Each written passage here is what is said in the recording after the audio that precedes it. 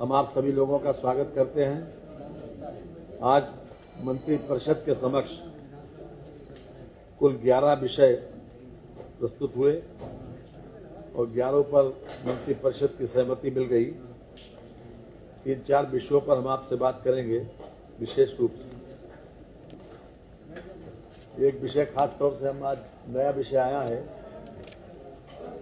जिसके लिए मैंने विशेष रूप से अपने प्रमुख सचिव चिकित्सा शिक्षा को बुलाया। उत्तर प्रदेश वैश्विक क्षमता केंद्र नीति नहीं, हाँ ये बात सही है। औद्योगिक उत्तर प्रदेश स्टेज कैरेज बस अड्डा कॉन्ट्रैक्ट कैरेज व all India tourist bus park स्थापना एवं विनियमन नीति 2025 की मंत्रिपरिषद ने आज सहमति दे दी। ये हम सब जानते हैं कि लगातार जो उत्तर प्रदेश में हमारी कनेक्टिविटी बढ़ी, इंफ्रास्ट्रक्चर बढ़ा, तो उसके साथ साथ बसों की संख्या बहुत ज्यादा बढ़ गई और बसें जहां तहां खड़ी होती हैं। यहां तक कि जो यूपीएसआरटीसी की बसें हैं और जो हमारे पुराने बस अड्डे बने हुए हैं उनमें भी इतनी जगह है कि उसके बाहर भी बसें खड़ी हो जाती हैं।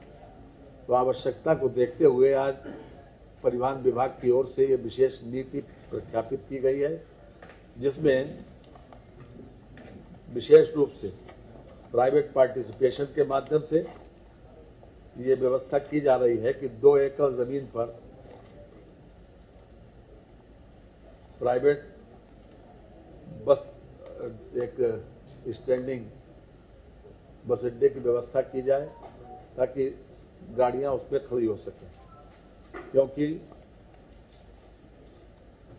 कहीं न कहीं गाड़ियों को खड़े करने के स्थान होता है और रात में दिन में कहीं न कहीं बस खड़ी हो जाती हैं, तो उससे दुर्घटना की संभावना भी बढ़ती है और परेशानी भी। इसलिए प्राइवेट पार्टिसिपेशन को शामिल करके इस नीति को आज प्रख्यापित किया गया है। मंत्रिपरिषद ने इसमें सहमति दी। इसके एक कमेटी बनी है जिले स्तर पर, जिस दिन से इसका शासनादेश प्रख्यापित होगा उसी दिन से लागू होगी। इसमें समिति में जिलाधिकारी, वरिष्ठ पुलिस अधीक्षक, नगर आयुक्त या नगर निगम के सचिव, विकास प्राधिकरण अधिशासी अधिकारी, नगर पालिका परिषद के या नगर पंचायत के सचिव, संबंधित तहसील के उप जिलाधिकारी, संबंधित सर्किल के पुलिस क्षेत्राधिकारी, सहायक संभागीय परिवहन अधिकारी प्रवर्तन, सहायक क्षेत्रीय प्रबंधक परिवहन निगम, अधिशासी अभियंता लोक निर्माण विभाग, अध्यक्ष नियामक प्राधिकारी जिलाधिकारी के द्वारा नामित कोई विषय विशेषज्ञ। इस प्रकार से 9 सदस्यीय कमेटी ये इसके सामने एक प्रार्थना पत्र दिया जाएगा और इस प्रकार की व्यवस्था, ताकि वाहनों को, इस प्रकार की बसों को खड़े करने में असुविधा न हो। जी जी, वो निगोशिएबल है। 5 किलोमीटर की दूरी से ज्यादा नहीं होनी चाहिए और 7 किलोमीटर जहां बस जाए उसकी चौड़ाई होनी चाहिए और 2 एकड़ जमीन। ये कुछ बातें हैं प्रिलिमिनरी, उसके बारे में हमने आपको जानकारी दी और ये जिस दिन से इसका शासनादेश प्रख्यापित होगा उसी दिन से ही लागू होगा। ये मंत्रिपरिषद के समक्ष एक पहला विषय आज आया था। दूसरा विषय जिसके लिए हमने आपको खास तौर से आज बुलाया है कि उत्तर प्रदेश वैश्विक क्षमता केंद्र नीति, ये भी अपने आप में बहुत इनोवेटिव है। इसके बारे में मैं अनुरोध करूंगा अपने प्रमुख सचिव श्री आलोक कुमार जी द्वितीय आलोक कुमार द्वितीय, वर्तमान में आप औद्योगिक विकास देख रहे हैं, इनसे अनुरोध करेंगे कि वो भी विशेष रूप से जानकारी दे दें। एक मिनट, पहले माननीय मंत्री जी से अनुरोध करेंगे कि 2 विषय आपके हैं। एक नगर निगम का है जिसमें इसी प्रकार का एक व्यवस्था नगर निगमों में भी की जा रही है, तो उसमें भी पार्किंग की व्यवस्था की जा रही है नगर निगम का। और दूसरा एक पावर का है कि हमने जो पावर परचेज करने की व्यवस्था की है, लगभग 1600 मेगावाट की, जिसमें से व्यवहारिक रूप से हमको 1500 मेगावाट मिलेगी। 2 विषय माननीय मंत्री जी देंगे और उसके बाद 1 विषय, और 1 विषय हम और दें कि ट्रांसफर पॉलिसी इस वर्ष यानी 25-26 की आज मंत्रिपरिषद ने अनुमोदित कर दी। इसमें सामान्य रूप से वही सारे प्रोविजंस हैं जो पिछली बार दिए गए थे, जिसमें खास तौर से एस्पिरेशनल डिस्ट्रिक्ट और एस्पिरेशनल ब्लॉक्स में किसी भी प्रकार से वहां पर कोई खाली न रहे, उसकी व्यवस्था जरूर करनी है। और 1 महीने तक ट्रांसफर पॉलिसी एप्लीकेबल रहेगी, 15 मई से प्रारंभ होकर 15 जून तक। मैं आदरणीय श्री ए के शर्मा साहब से अनुरोध करेंगे कि अपने 2 विषयों पर। 11वां यह है कि अभी तक राज्य कर को हम कॉमर्शियल विभाग मानते थे, लेकिन आज मंत्रिपरिषद के समक्ष जो प्रस्ताव आया है उसमें सेवारत विभाग भी शामिल हो गया। विशेष रूप से क्योंकि कार्यालयों के लिए जमीन खरीदना होती है, तो जमीन बजाय इसके कॉमर्शियल विभाग के लिए जमीन खरीदना पड़ती थी, अब सेवारत विभाग आ गया, तो इसलिए हम शासन के दूसरे जहां जहां जमीन हमको मिल सकती है निःशुल्क वो हम ले सकते हैं। जी, सेवारत विभाग घोषित किया जी, अभी तक कॉमर्शियल विभाग। यस, माननीय ए के शर्मा जी। धन्यवाद सर। आज माननीय वित्त मंत्री श्री खन्ना जी का जन्मदिन भी है, तो आप लोग उनको बधाई भी दे सकते, जिन्होंने नहीं दिया हो।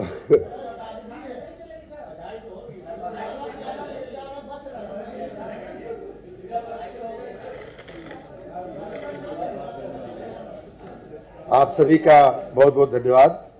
जैसा कि आप जानते हैं, उत्तर प्रदेश प्रगति के पथ पर जा रहा है और स्वाभाविक है कि हमारी ऊर्जा की जो मांग है, ऊर्जा की जो खपत है, वो दिन प्रतिदिन बढ़ती जा रही है।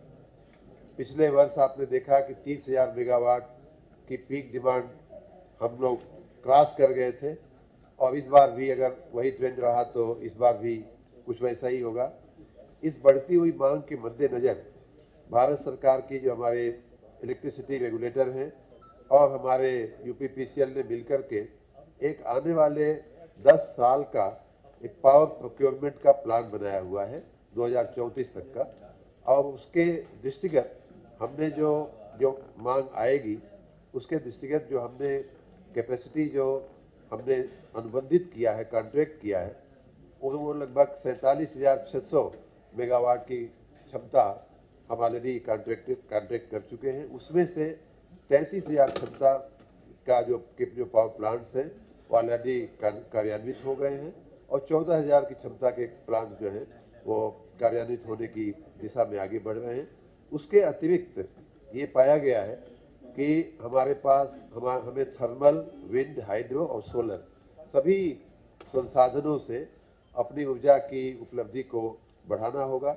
उसमें विंड भी हम कॉन्ट्रैक्ट कर रहे हैं जहां से भी उपलब्ध हो रही है, हाइड्रो भी कर रहे हैं, सोलर भी कर रहे हैं।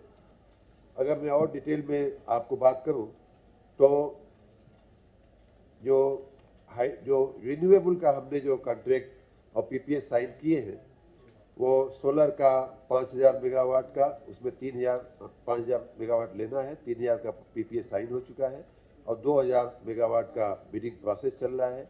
विंड का 13,000 का मेगावाट का पीपीए साइन हो चुका है। उसी प्रकार हाइड्रो ये हम मिक्स इसलिए कर रहे हैं कि कहीं कोई संकट हो और रिन्यूएबल का हमारा जो परचेज ऑब्लिगेशन है उसको मीट करने के लिए ये सब मिक्स बास्केट हम बना रहे हैं। हाइड्रो का उसी प्रकार से 5400 की कैपेसिटी जो है 4,000 मेगावाट की बिडिंग के प्रक्रिया में है। पंप स्टोरेज भी हम लगभग 2500 कर रहे हैं। 2500 में से 2,000 मेगावाट का बिडिंग प्रोसेस जो है लगभग पूरा हो चुका है, एलओआई इशू भी हो चुकी है, और पीपीए जो है साइन होने की दिशा में हम आगे बढ़ रहे हैं। 500 मेगावाट की उसी प्रकार से हम आगे बढ़ रहे हैं। और कई स्रोतों से हमें सोर्स कहते हैं कि सोर्स एग्नोस्टिक बोलते हैं उसको, मतलब सोर्स कुछ भी हो, हमें बिजली चाहिए। उस तरह की भी लगभग 3000 मेगावाट की हम कैपेसिटी को बिड प्रोसेस में हम आगे बढ़ रहे हैं। अगर थर्मल पे हम आते हैं तो आपकी जानकारी में है कि और रिन्यूएबल में भी इस समय उत्तर प्रदेश राज्य जो है बहुत अच्छा प्रगति कर रहा है। हम लोग काफ़ी उसके पीछे लगे हुए हैं। सोलर प्लांट्स लगाने की दिशा में, पार्क्स बनाने की दिशा में, हर घर सूर्य की दिशा में माननीय प्रधानमंत्री जी का जो योजना है उस दिशा में, किसानों को के खेतों को सौर ऊर्जा से ऊर्जीकृत करने के लिए पीएम कुसुम नाम की जो योजना है, अभी कुछ दिन पहले माननीय केंद्रीय मंत्री जी भी आए थे, उन्होंने भी देखा। तो इस प्रकार रिन्यूएबल की दिशा में हम लोग काफ़ी तेजी से आगे बढ़ रहे हैं, लेकिन थर्मल भी हमें लगाना होगा। और उस प्रकार थर्मल की जो हमारी जो आने वाले दिनों के लिए 2034 तक के लिए जो एक अनुमान लगाया गया है, उसमें कहा गया है कि 10,795 लगभग 10,800 मेगावाट की थर्मल हमें लगा लेनी चाहिए। उस दिशा में हमने पिछले दिनों माननीय मुख्यमंत्री श्री योगी आदित्यनाथ जी के नेतृत्व में कई पावर प्लांट्स को हमने ऊर्जीकृत भी किया है, कार्यान्वित भी किया है, जिसमें मेजा 600 मेगावाट का, टांडा 660 मेगावाट का, हरदुआगंज 660 मेगावाट का, ओबरा सी 660 मेगावाट का, जवाहरपुर यूनिट 1 660 मेगावाट की, घाटमपुर यूनिट 1 660 मेगावाट की और खुर्जा 660 मेगावाट की। आने वाले दिनों में हमारे और भी कुछ पावर प्लांट्स जो हैं वो बनकर के तैयार और कमीशनिंग के दिशा में आगे बढ़ रहे हैं और कमीशन हो रहे हैं, जिनमें जवाहरपुर थर्मल की यूनिट 2, ओबरा सी की यूनिट 2, घाटमपुर की यूनिट 2 और 3, पनकी की 660 मेगावाट की और खुर्जा। इस प्रकार हमारा पिछले 6-7 सालों में इस प्रकार के हमने कई पावर प्लांट्स जो थर्मल पावर प्लांट्स हैं उनको कार्यान्वित किया है। पिछले 3 साल में योगी 2 गवर्नमेंट में भी इनमें से कई को हमने ऊर्जीकृत करने की दिशा में काम किया है। उसी के साथ नए पावर प्लांट्स बनाने के लिए और उनसे ऊर्जा प्राप्त करने की दिशा में भी हमने काफ़ी काम किया है। आपको अगर याद हो तो ग्लोबल इन्वेस्टर समिट के समय एनटीपीसी के साथ हमने 3 अनुबंध किए थे और उसमें ओबरा डी में 1600 मेगावाट का पावर प्लांट बनाने के लिए हमने एनटीपीसी के साथ करार किया। अनपरा ई में भी 1600 मेगावाट का बनाने के लिए करार किया, जिस पर मंत्रिमंडल की मंजूरी भी मिल चुकी है। उसी प्रकार मेजा में 1800 मेगावाट का पावर प्लांट बनाने की दिशा में हम आगे बढ़ रहे हैं।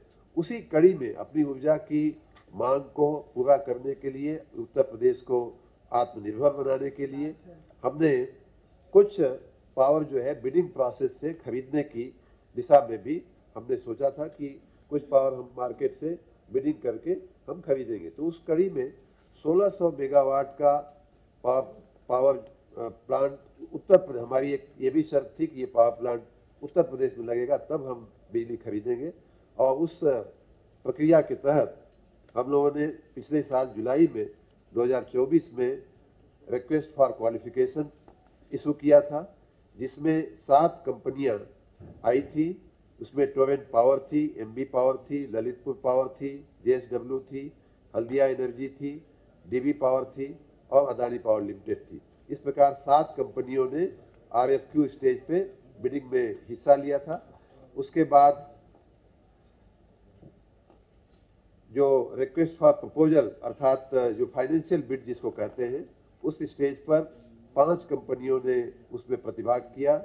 Adani power limited, Haldia energy limited, Lalitpur power generation company limited, MB power limited और टोरेंट पावर लिमिटेड। आपकी जानकारी में आ ही गया होगा कि ये सभी देश की सबसे बड़ी कंपनियां जो पावर सेक्टर में काम करने वाली प्रतिष्ठित और बड़ी कंपनियां हैं। इन कंपनियों ने अपने बिडिंग प्रोसेस में जो ड्यू डेट थी हमारी बिड की 10/10/24, उस दिन जो बिडिंग किया और वो जब बिड खोली गई तो एमबी पावर का जो कोटेशन था वो ₹5.92 प्रति यूनिट का कोटेशन निकल के आया। अदानी का ₹5.48 निकल के आया था। ललितपुर पावर जनरेशन कंपनी का 5 रुपया 88 पैसा निकल करके आया था। हल्दिया का 6 रुपया 28 पैसा निकल करके आया था और टोरेंट पावर का 5.88 निकल करके आया था। इस प्रकार इन पांचों कंपनियों में अदानी पावर लिमिटेड का बिड जो है सबसे लोवेस्ट था, सबसे सस्ता ऊर्जा देने वाला बिड निकल करके आया था। और दोनों ही जो भाग उसके होते हैं पावर परचेज के कास्ट के, फिक्स चार्ज में भी अदानी पावर सबसे कम था और फ्यूल चार्ज में भी अदानी पावर का कोटेशन सबसे कम था। उसकी मुख्य सचिव की अध्यक्षता में इस सारी प्रक्रिया की बार बार अलग अलग चरणों में उसकी मंजूरी भी ली गई और उत्तर प्रदेश जो हमारा रेगुलेटर है यूपी ईआरसी इलेक्ट्रिसिटी रेगुलेटर जो है उनकी भी मंजूरी लेते हुए हमारे यूपी पीसीएल की जो निगोशिएशन कमेटी थी यूपी पीसीएल के चेयरमैन की देखरेख में, उन लोगों ने अदानी जो लोएस्ट थे उनसे फिर से निगोशिएशन किया कि आप कुछ और इसको अपने चार्जेस को घटाइए। तो उन्होंने फिक्स चार्ज में 10 पैसे जो उन्होंने कोट किया था उसमें भी उन्होंने 10 पैसे की कमी किया। इस प्रकार फिक्स चार्ज आ गया 3 रुपया 72 पैसा, जो उन्होंने पहले 3.82 कोट किया था उसकी जगह 3.72 पैसा आ गया। फ्यूल चार्ज 1 रुपया 65 पैसा आ गया और इस प्रकार कुल टैरिफ जो है 5 रुपया 38 पैसा के हिसाब से निगोशिएटेड प्राइस पे ये अदानी पावर ने अपना फाइनल कोट दिया।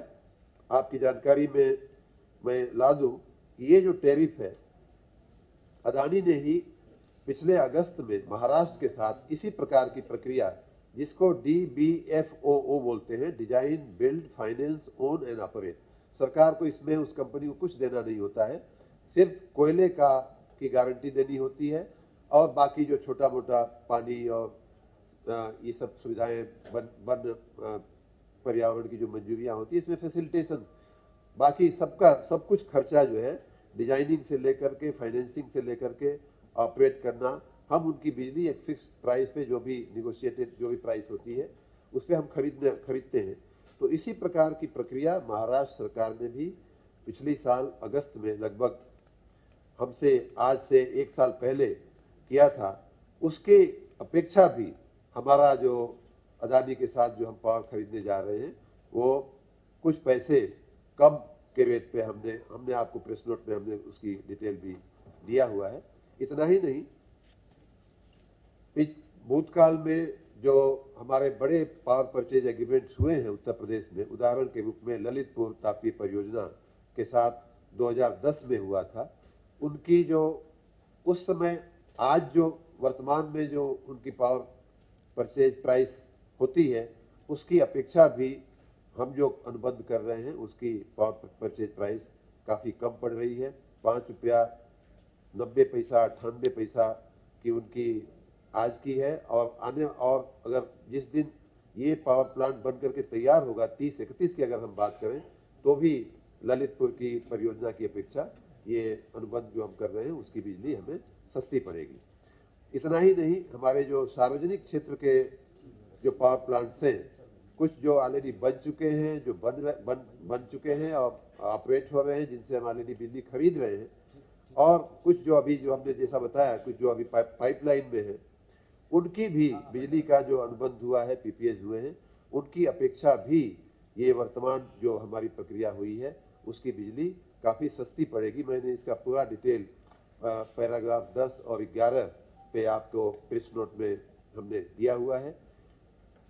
और इन सारी परियोजनाओं का आज का जो पावर परचेज की जो प्राइस अदानी ने कोट किया है और जब अदानी का पावर प्लांट बनकर के तैयार होगा 2030-31 में, जब से हम बिजली एक्चुअली खरीदने लगेंगे, तब की जो उनकी पावर की परचेज प्राइस पड़ेगी 6 रुपया 1 पैसा के आसपास, 10 पैसा के आसपास, वो भी हमारे सभी ज़्यादातर सार्वजनिक संयंत्रों की बिजली से सस्ती हमें पड़ेगी। तो इस प्रकार जो अदानी ने ही जो अन्य राज्यों के साथ, विशेष करके महाराष्ट्र के साथ जो निकट भूतकाल में जो अनुबंध किए उससे भी हम सस्ती बिजली लेने जा रहे हैं।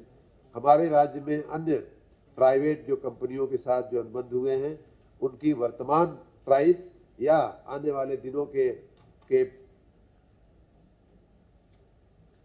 के हिसाब से भी हमारा जो है महाराष्ट्र का जैसा मैंने बताया 5.39 है, हमारा यूपी का रेट 5.38 पड़ने वाला है। तो 5.38 जिसपे हमें मिलेगी, हम 1600 मेगावाट में से 1500 मेगावाट बिजली हम खरीदेंगे। 1500 इसलिए कह रहे हैं कि फ्लक्चुएशन होता है, इसलिए स्थिर अगर बात अपना खुद का कंजम्पशन होता है, प्लांट बनाने के लिए चलाते हैं।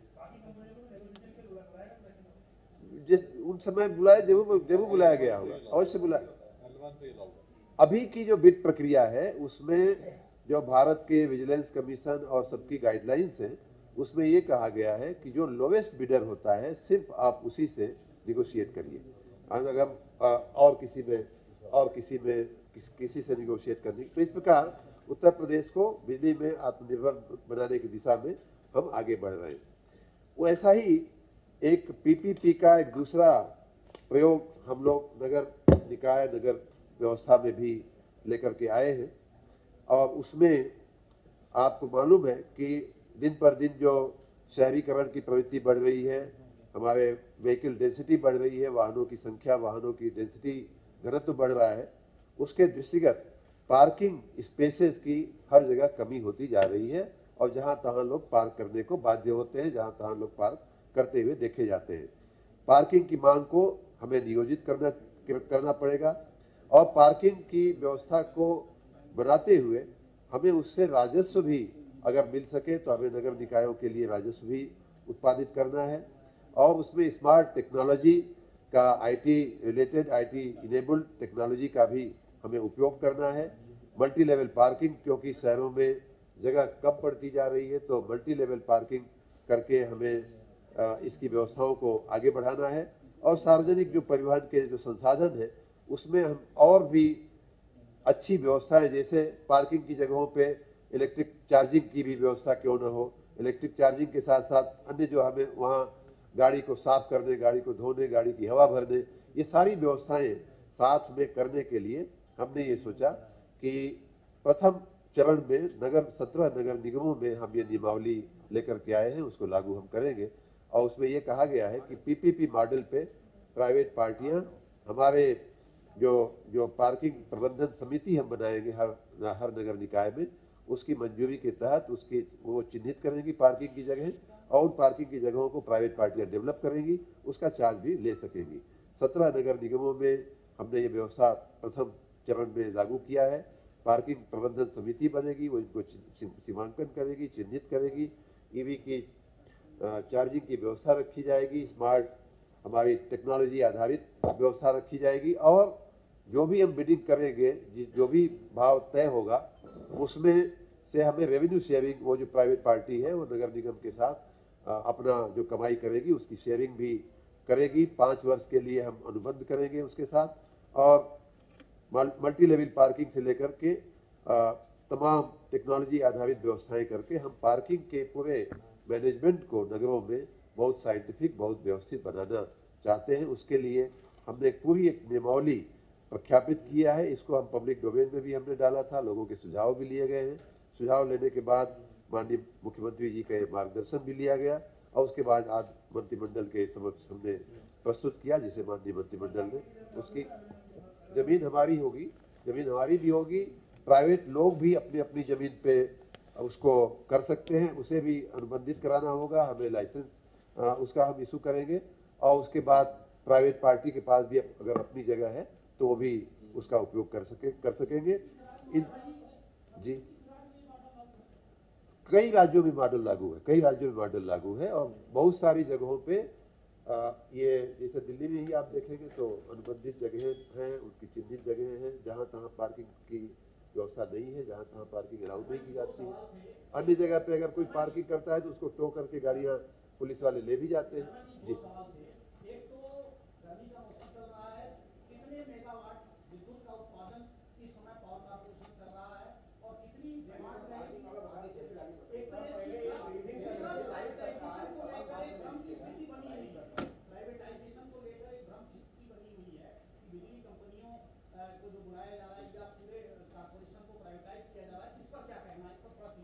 पहले आपने पार्किंग की कंटिन्यूटी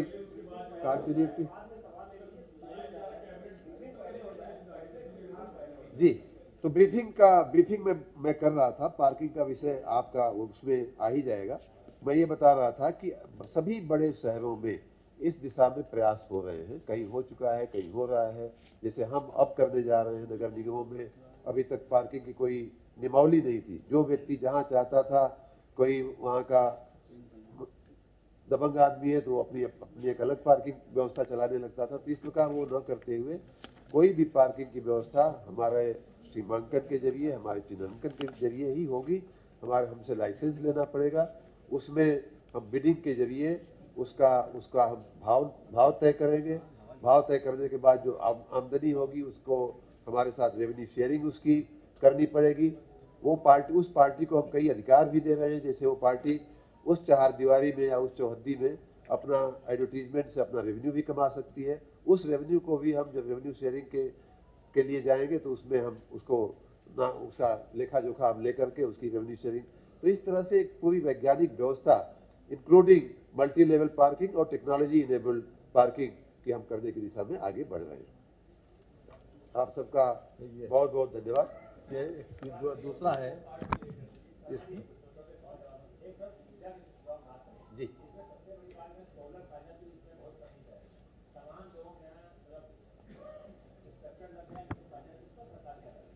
हम लोग, आपने बहुत अच्छा प्रश्न किया। हम लोग हर घर सूर्य की जो माननीय प्रधानमंत्री जी के आशीर्वाद से जो योजना चल रही है, उसमें बहुत ज़्यादा तेजी से हम काम करने के लिए आगे बढ़ रहे हैं।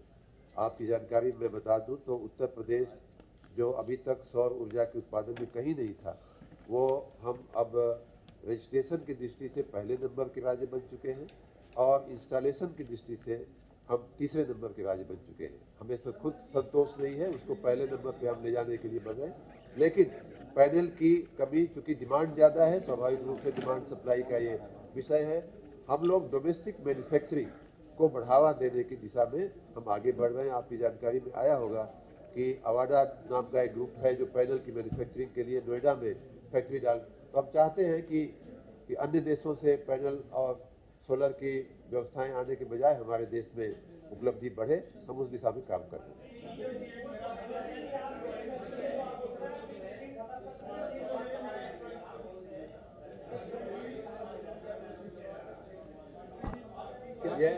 क्या स्कूल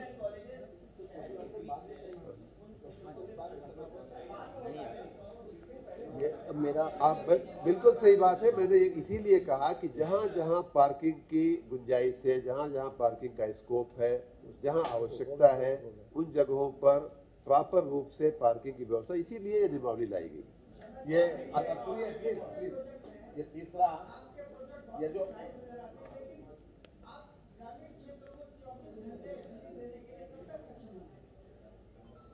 हमने बताया कि हमारे पास राउंड द क्लॉक बिजली देने के लिए आज की स्थिति में हम जहां खड़े हैं, उसमें हमें विद्युत उत्पादन को बढ़ावा दे करके उसमें विद्युत उत्पादन जोड़ना पड़ेगा, तब हम जाके राउंड द क्लॉक पावर दे पाएंगे। उस दिशा में हम लगातार, जैसा मैंने बताया, कुछ पावर प्लांट हमने कार्यान्वित कर दिए, कुछ पावर प्लांट हम कार्यान्वित करने की दिशा में आगे बढ़ रहे हैं, कुछ में हमने नए अनुबंध कर दिए एनटीपीसी के साथ, अदानी के साथ।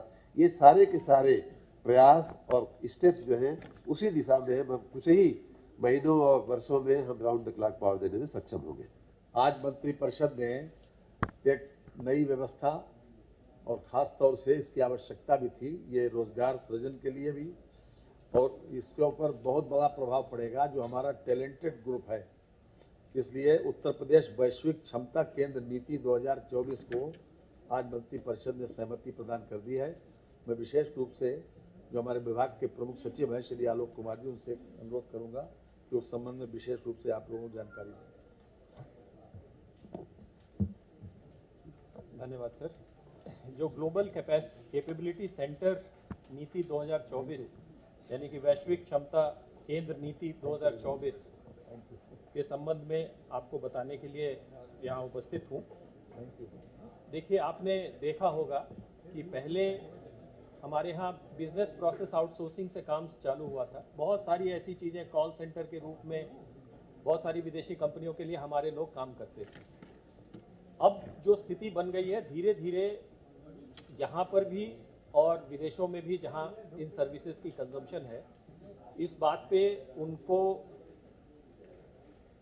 सहमति बन गई है कि साहब यहाँ पे ना केवल लो एंड काम बल्कि हाई एंड काम भी किया जा सकता है। उदाहरण के तौर पे जैसे ये आपका एप्पल का फ़ोन है, इसमें तमाम तरह के सॉफ्टवेयर होंगे।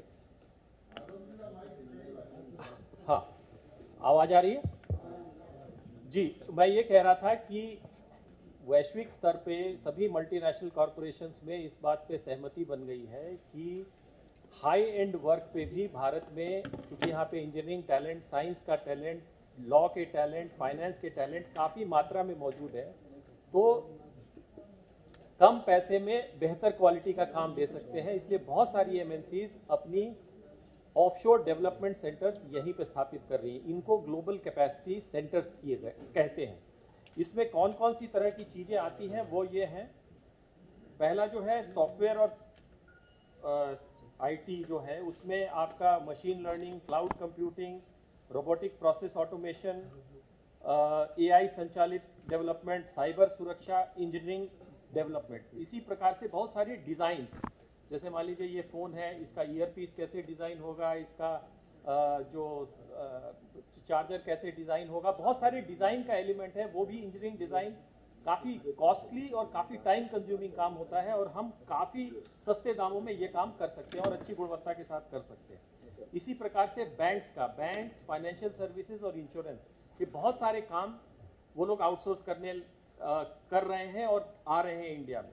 इसी प्रकार से जो हमारे ऑटोमेटिव सेक्टर में बहुत बड़ा काम है, बहुत सारे आप कारों में देखेंगे, बहुत सारी चीज़ें अब चिप्स और सॉफ्टवेयर पे चलती हैं, उनके सॉफ्टवेयर डिज़ाइन का बहुत सारा काम हो सकता है। इसी प्रकार से अब जैसे आपको पता है कि इलेक्ट्रॉनिक्स और सेमीकंडक्टर विनिर्माण के क्षेत्र में भी काफ़ी सारी फैक्ट्रियाँ यहाँ पे आई हैं, उनके करस्पॉन्डिंग बहुत सारा सॉफ्टवेयर वाला काम, वो भी डेवलपमेंट काम, वो इन जीसीसीज में होगा।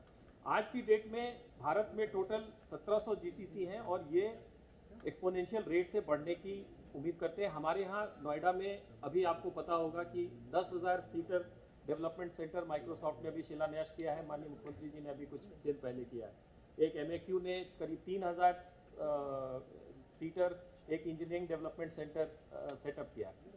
इसी प्रकार से अब हमको इसको स्केल पे ले जाना है, और न केवल नोएडा एंड एनसीआर रीजन, बल्कि और हमारे जो शहर हैं, बनारस है, इलाहाबाद है, कानपुर है, लखनऊ है, इन जगहों पे भी इनको लाने की व्यवस्था करना है।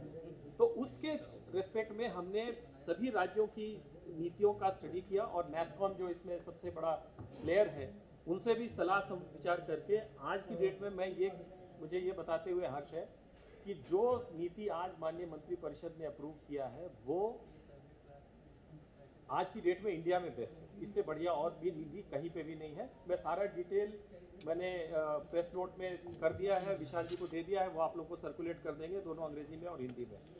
पर मोटे तौर पे जो इसका फायदा है, हमारा कंपटीशन है, ये नहीं है कि हम ही, बट बहुत सारी कंपनियों से, अभी मैं हैदराबाद गया था, वो लोग ये चाहती हैं कि नॉर्थ इंडिया में भी बेस हो, क्योंकि हमारे यहाँ टैलेंट का बहुत बड़ा पूल है। बहुत सारे इंजीनियर्स हमारे यहाँ पे अपॉर्चुनिटी ना होने की वजह से वो हैदराबाद में या बेंगलोर में या चेन्नई में जाके काम करते हैं। यहाँ पे उनको व्यवस्था मिलेगी तो जो उसका डायरेक्ट फायदा है, लगभग जो हम लोग टारगेट कर रहे हैं अगले 5 साल में 2 लाख हाई पेइंग जॉब्स। और हाई पेइंग जॉब्स का मैं ये कह रहा हूँ जो कम से कम 5 लाख रुपए 6 लाख रुपए महीना, ऐसे जॉब्स हम क्रिएट करेंगे यहाँ पे। और उसका दूसरा फायदा ये होगा कि ऐसे लोग जो मल्टीनेशनल्स रखते हैं, बहुत हैवी मात्रा में high and office building space होगा, तो कंस्ट्रक्शन में भी उसका इनडायरेक्ट इम्पैक्ट पड़ेगा।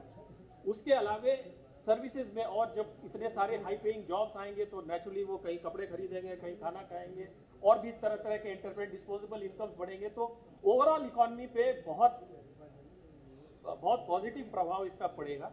तो हमारा प्रयास ये होगा कि कम से कम आगे आने वाले जितने जीसीसीज होंगे उसमें अपने पॉपुलेशन के मुताबिक, यानी कम से कम 1/6 हम हर साल उत्तर प्रदेश में आकर्षित करें।